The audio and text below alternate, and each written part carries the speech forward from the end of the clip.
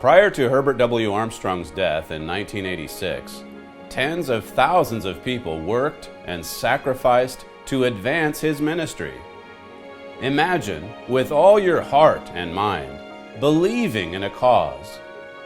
Imagine working and sacrificing alongside other people to advance that cause. Imagine dedicating decades to it, dedicating your time and money, your way of life, your belief, dedicating your very being.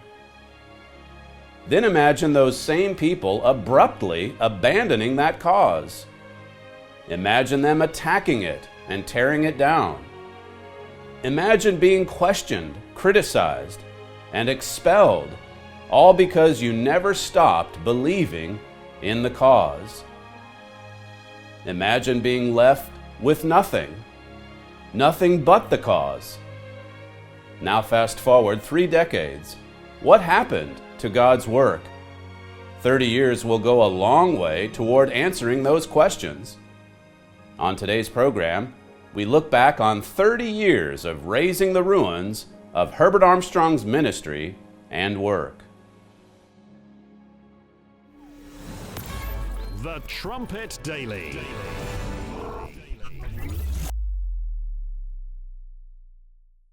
Before he died in January of 1986, Herbert W. Armstrong hosted the world's #1 TV ministry. This was one of the most prominent religious figures of the 20th century. After he died, the President of the United States at that time, President Ronald Reagan, he wrote to the church that Mr. Armstrong raised up, and he said, Mr. Armstrong contributed to sharing the word of the Lord with his community and with people throughout the nation. And then Mr. Reagan said, you can take pride in his legacy. You can take pride in the legacy of Herbert Armstrong. Well, this church, the church sponsoring this program, we certainly take pride in that legacy. In fact, we do everything that we can to raise up this work on that same model, that same pattern set for us so many years ago by Mr. Armstrong. If you know anything about the history, following his death, his successors, well, they didn't follow in his steps. They tried to tear down that work that God had built through him. Let's look at 2 Thessalonians chapter 2 to begin with. I just want to cover briefly. We're going to talk mostly about the work that's been going on these past 30 years, but briefly, and this history, by the way, is covered in Raising the Ruins, all that happened following Mr. Armstrong's death, and then the fight for Mr. Armstrong's literature. We had to go through 6 years of litigation just to be able to distribute Mr. Armstrong's writings to you. We had to fight for it because his successors wanted to bury that literature, or as it says in Daniel 8, cast it to the ground. That's what they did. This is 2 Thessalonians 2 and verse 1. Paul says, Now we beseech you, brethren, by the coming of our Lord Jesus Christ, and by our gathering together unto him, that you be not soon shaken in mind, or be troubled, neither by spirit, nor by word, nor by letter, as from us, as that the day of Christ is at hand. So Paul is talking about the return of Jesus Christ. And the Thessalonians, the brethren in that area, they were getting distracted away from the true gospel message. They were getting caught up into their own selfish desires and forgetting about these major prophecies and what we ought to do to prepare for the return of Christ. And so here Paul writes this letter, and he establishes the time frame. It's the day of Christ, or the day of Christ's return. And then he says this is what has to happen just before Christ returns to this earth. Carrying on in verse 3, it says, Let no man deceive you by any means, for that day shall not come, except there come a falling away first, and that man of sin be revealed, the son of perdition. Here again, that day, that's referring to Jesus Christ's return. And it says, before the return, there's going to be a great falling away. Other translations say a great apostasy, a falling away from the truth. That has to happen first. And so all that's described in this book, Raising the Ruins, all the history that's covered from 1986 all the way through to today, it's prophesied a great falling away from the church, from the truth. A great falling away. And we want to give you this book and another big book, as you can see here. These are both some pretty big reads. And we're replenishing our stock, by the way, so it might take 4 to 6 weeks for you to receive it. But this will give you some, lots of reading to go through this winter to study the history if you're interested. If you want to know the significance of what's happened in these past 30 years, 30 plus years. Of course, it's been a little more than 30 years since the death of Mr. Armstrong. But since the start of the Philadelphia Church of God, the church that sponsors this TV program, it's been 30 years. 30 years this weekend. We've reached our 30-year anniversary. Let's notice Amos chapter 9, and just look at a prophecy over here, and it really describes in one verse what we've been doing these past 30 years. Verse 11, it says, "In that day will I raise up the tabernacle of David that is fallen, and close up the breaches thereof, and I will raise up his ruins, and I will build it as in the days of old." This is saying that God would, even though all of that desolation and destruction that set in following the death of Mr. Armstrong, God here is saying that he would raise up those ruins, that he would just raise up another work that would follow in that same pattern, that would follow those same steps. And that's what we've seen in this little church from the very beginning, starting in December 7th to be precise, 1989, 30 years ago, when my father and his assistant were fired from the Worldwide Church of God for holding to the traditions of Herbert Armstrong. They were fired, and immediately they set out to explain to those who were interested, to those who wanted to know. He set out, my father did, to explain in writing what was happening in the church. Now, all that's covered in Malachi's message. I guess we could give you lots and lots of books and booklets to help you in your studies. Some of you may have that book already. But he explained in Malachi's message, and that was the whole goal for the church in those early days, was to get that manuscript out to as many people as possible so that they could understand what was happening in the Church of God, how that there was a great falling away. And it's prophesied. I just read it for you in 2 Thessalonians chapter 2. Well, following the first mailing of Malachi's message, it was in February of 1990 when we sent out our first newsletter that eventually became the Trumpet magazine. I didn't bring a magazine with me here today, but many of you are subscribers to the magazine, and we offer that as a free subscription, 10 issues per year sent to your mailbox. That started back in 1990, just a little print off, basically, a little letter. And today it's this beautiful magazine that's been going on now for almost 30 years. In 1992, we had a brief stint on radio as we were trying to prepare for going on TV. My father was on radio there for a short time and then went on to television in early 1993. But speaking of radio, who would have thought that, I think it's 23 years later or so, that we then owned our own radio station, a small station in North Edmond, Oklahoma. And of course the stream, the live stream for that broadcasting, it goes right around the world. You can get to that at our website, thetrumpet.com or kpcg.fm. But my father started in on radio in 1992, then he went to television in 1993, the Key of David program, which has been going for 27 years, I guess it is. 27 years on television. In 1996, we started printing and distributing Mystery of the Ages, Mr. Armstrong's magnum opus, the crowning achievement of his 57-year ministry. And that, of course, printing and distributing Mystery of the Ages is what led to the litigation starting in 1997 that went all the way through to 2003, 6 years of litigation to obtain Mystery of the Ages and also all of these other works by Mr. Armstrong, including this autobiography of his, this huge book that tells you the whole story. It's a big book, but it's an easy read. It really is plain speaking truth that you need to know and understand. If you want to get the whole story, I tell you, you can order both of these books. As I say, it'll take 4 to 6 weeks this time around, but you can get these books this winter and really be brought right up to date on what has happened these past 30 years. We had the litigation for that 6-year period, and in the midst of that, we purchased what would become our headquarters campus in North Edmond, Oklahoma.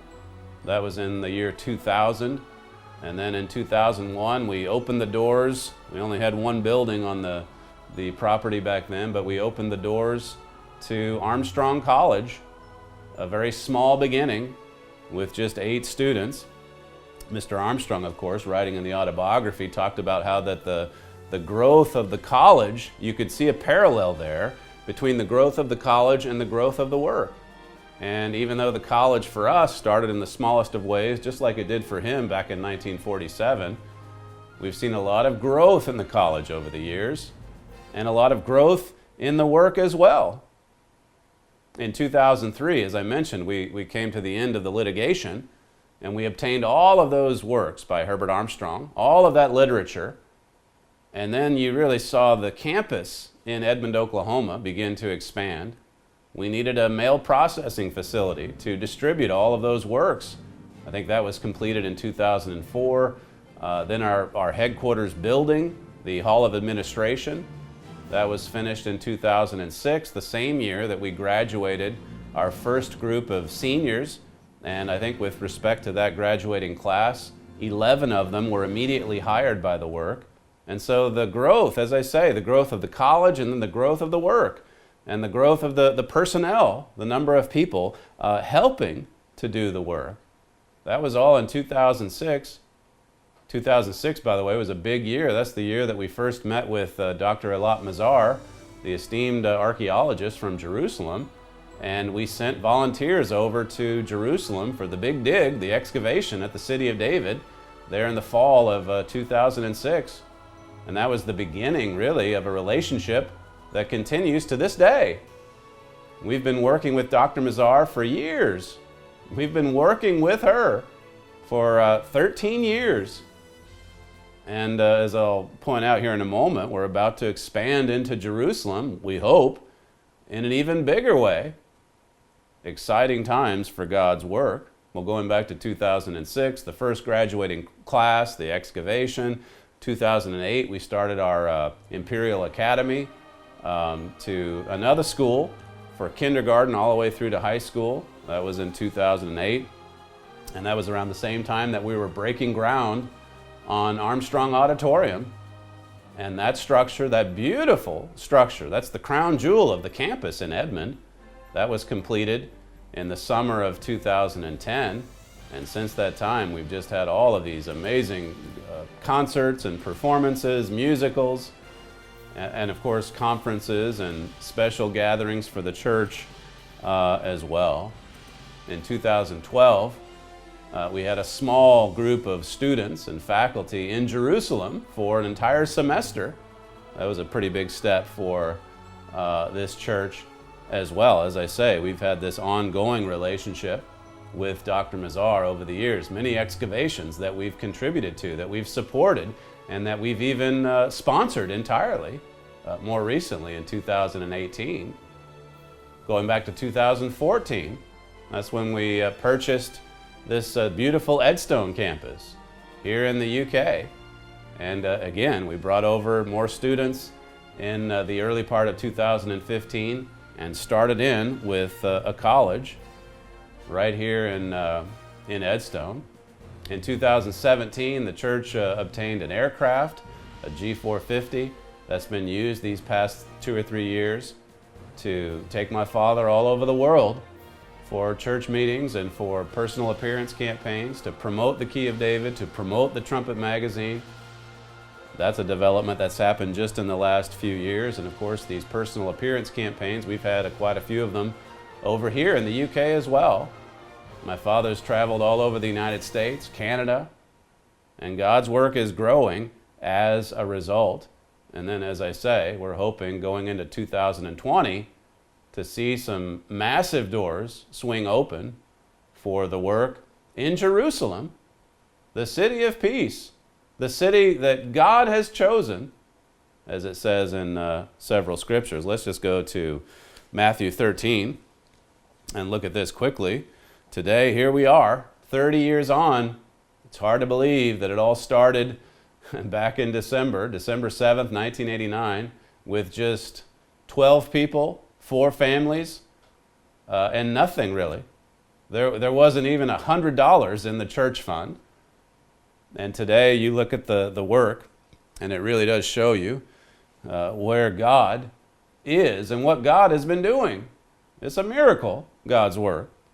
Matthew 13 and verse 31, it says, "Another parable put he forth unto them, saying, The kingdom of heaven is like a grain of mustard seed, which a man took and sowed in his field, which indeed is the least of all seeds. But when it is grown, it is the greatest among herbs, and becomes a tree, so that the birds of the air come and lodge in the branches thereof." So it starts in the smallest possible way. When God does a work through human beings, it starts out small, and that's the way that it's been for this work these past 30 years. And as you'll see in the next segment, that's the way it was for Herbert Armstrong too.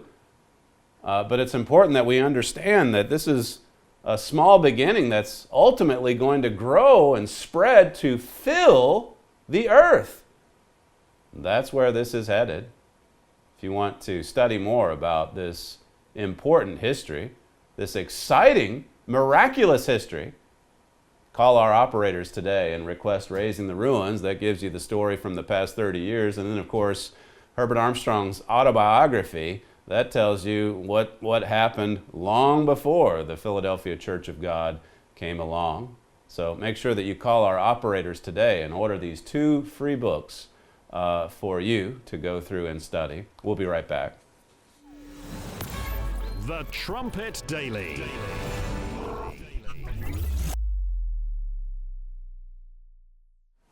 In the few minutes that we have left, let's just talk a little bit about the history that happened before our church came along. This is covered in Mr. Armstrong's autobiography. Herbert W. Armstrong, the autobiography of this man that had such an active and energetic and vibrant ministry for more than 50 years. And by the time of his death, he had millions of followers all over the world, hundreds of thousands that were directly supporting his work. He was on hundreds of TV stations back in the 1980s. It's remarkable history, and it's all discussed in his autobiography. I hope that you'll request it today. We're going to continue our study in Zechariah 4 here. This is in verse 8. Please get your Bible and read along with me. It says, "Moreover, the word of the Eternal came unto me, saying, The hands of Zerubbabel have laid the foundation of this house. His hands shall also finish it. And you shall know that the Eternal of hosts has sent me unto you." So this is talking about a hands-on project, an era of God's church, started and finished by the work of this man, this end-time Zerubbabel. It's an end-time prophecy, and we've got other literature that will explain that to you as well. But suffice it to say, here was a man, Herbert Armstrong, who really did a tremendous work for God. Verse 6, just to back up a bit, it says, "Then he answered and spoke to me, saying, This is the word of the Eternal unto Zerubbabel, saying, Not by might, nor by power, but by my Spirit, says the Eternal of hosts." It wasn't by human power that this little mustard seed turned into something that filled the earth during the days even of Mr. Armstrong. Of course, it's going to do that on a magnificent scale in the world tomorrow when the kingdom of God is established on this earth. But it grew and grew and grew because of God's hand, because of the Spirit of God. But it started, as all works through human beings do, when it's a work of God. It started in the smallest possible way. Down in verse 7 it says, "Who are you, O great mountain, before Zerubbabel? You shall become a plain, and he shall bring forth the headstone. Therefore with shoutings, crying grace, grace unto it," it says. Who are you, O great mountain? Zerubbabel comes along, and the mountain's just pushed aside. I mentioned the mustard seed parable in Matthew 13 in the first segment. Jesus in Matthew 17 talked about having the faith as a grain of a mustard seed.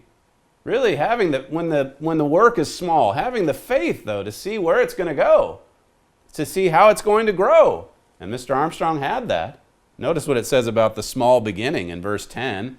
It says, "For who has despised the day of small things?" You don't want to despise that small beginning. If you have vision, of course, you're excited about where it's leading, about where it's going. Notice what Mr. Armstrong had to say in his autobiography.